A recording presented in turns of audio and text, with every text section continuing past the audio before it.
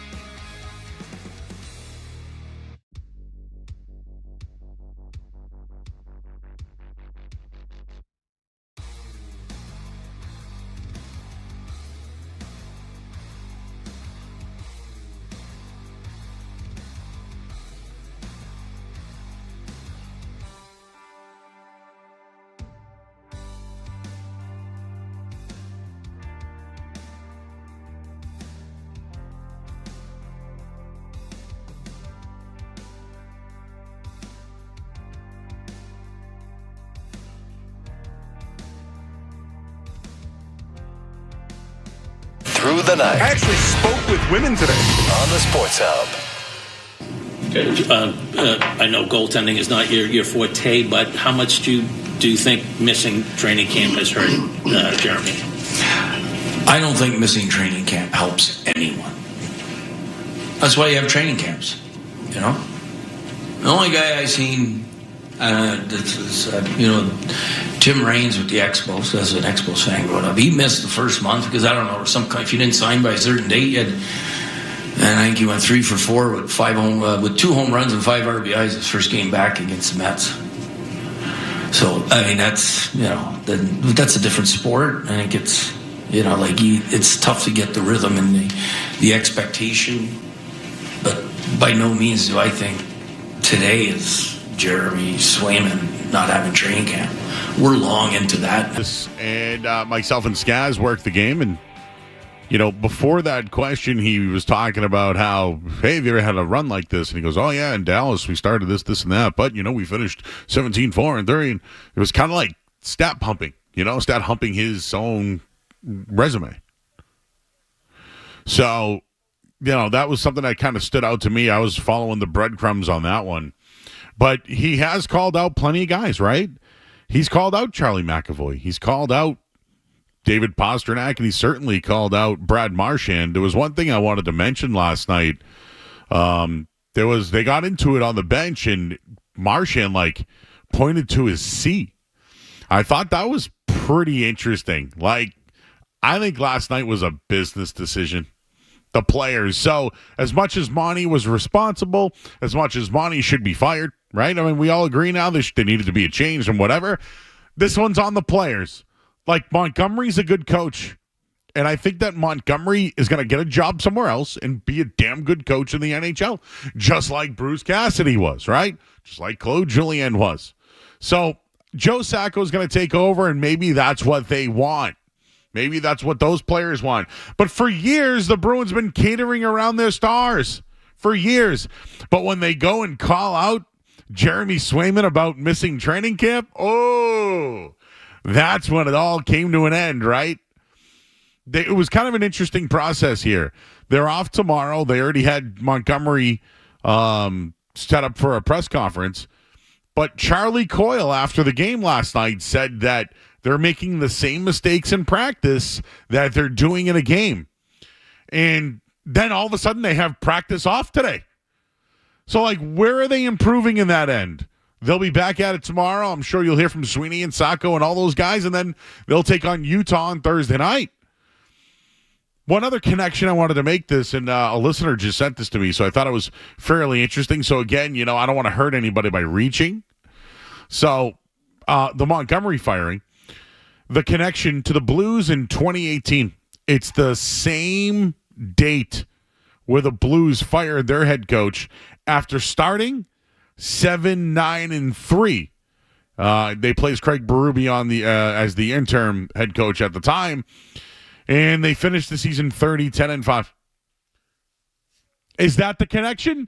Are the Blues still in the Bruins' head? Right? The team that beat them in the finals just a couple of years ago. So, I don't know. It's just a weird connection, right? They waited till this date.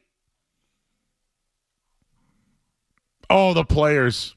Oh, I don't want to let them off the hook.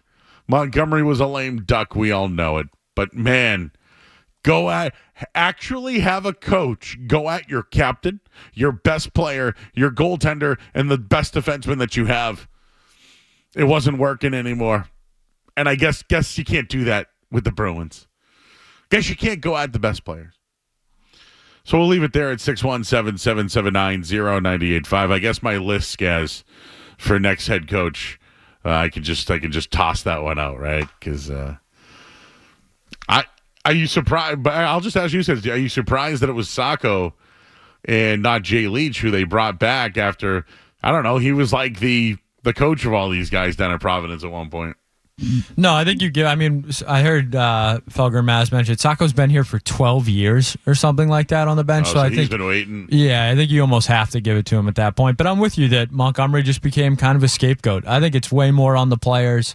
There's no excuses for David Pastrnak to have 0 shots on net against a team like the Columbus Blue Jackets. Jeremy Swayman hasn't been good enough, especially with take the offseason into account. Just the whole team has been a disappointment. So I get it. I get firing the coach, but he definitely wasn't. He wasn't the problem. Maybe part of it, but he wasn't the problem. I'll credit them if they go on a Blues run. And I'm not saying win the Stanley. I'm not going that far. But if they get back into playoff contention and they look like one of the better teams in hockey and make it to the second round and whatever, and they happen to, fine.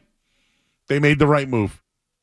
I just hope that the players, if it's Sacco you want, play for him.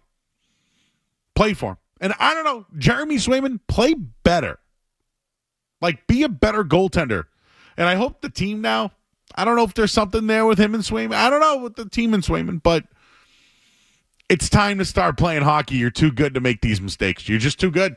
And quite frankly, what's going to happen is they're going to sell you off because other teams are going to want players like you because you have the experience. But just remember, Boston, not like everywhere else. But, hey, well, I mean, James Van Riemsdyk last night, you know? Bad example, but scored a goal against his former team. We'll get to the phones here at 617-779-0985. Let's start with Eddie. He's in the truck. Hey, Eddie. Hey, how's it going? Good. Next Bruins coach should be Mark Recchi. Okay, what's he doing now? Last I heard, he was an assistant for Columbus, but I don't think he's there now. Yeah, the guy who was on my list was Mark Savard. Because Recchi's with Columbus. Yeah, but can he move like lateral? Like, oh yeah, it wouldn't be a lateral move. Yeah, oh no, he goes from and appreciate Jetty. I didn't really have Recchi on the list. I had Savard just because he's kind of come up the ranks and been pretty good with Toronto. I guess, hey, Recchi, why don't we add him to the list? Hey, how about Joe Sacco first? Like, let's see what happens with this thing. Maybe he's the guy. Unless there's a clear-cut better coach out there. Dean's in Shrewsbury. Hi, Dean. Hey, so I don't know if you heard this, but your pregame show called them Star Peyton Pritchard in the updates. So I want to know, do they pay you extra for being right about the Celtics and ducking all over Felger and Mavs for this? We don't get paid any extra. Nope. Oh, that's too bad. You should be. And one other thing, what do you think of Reese's with caramel? Have you tried that? Oh, yes, I have. We tried the other night was the peanut butter and jelly M&Ms. And although I didn't taste the jelly, I did like them. Okay, I got to try that out next. I'm a big candy freak. By the way, Dean, Peyton Pritchard active for tonight. He's available with a thumb injury. Oh, nice. So he'll be going. But hey, you got anything else you got to take on the game? I think we win this. I think the Cavs have only played 2 teams above 500. They did beat up the Warriors and the Lakers, which are the 2 teams they played above 500. But I think the schedule has been nice to them. So I think they're a little overrated. They're definitely a contender, but I think we take it home pretty easily. The Celtics should be up for the game. All right. There's Dean from Shrewsbury's take on the game. How about Chuck in the car on Monty being fired? Hey, yeah. Obviously, this is entirely on the players. I think the example of Bruce Cassidy going to Vegas and immediately winning a cup with a veteran-laden team is an indicative measure that this is not a good roster. Sweeney needs to be the next one to go. And to look at it macro, like Detroit sitting there in last place, Monty might go to an Atlantic team, and we might see them later in the playoffs if they get Mo Sider and Dylan Larkin going. So this is a really bad day for Bruins.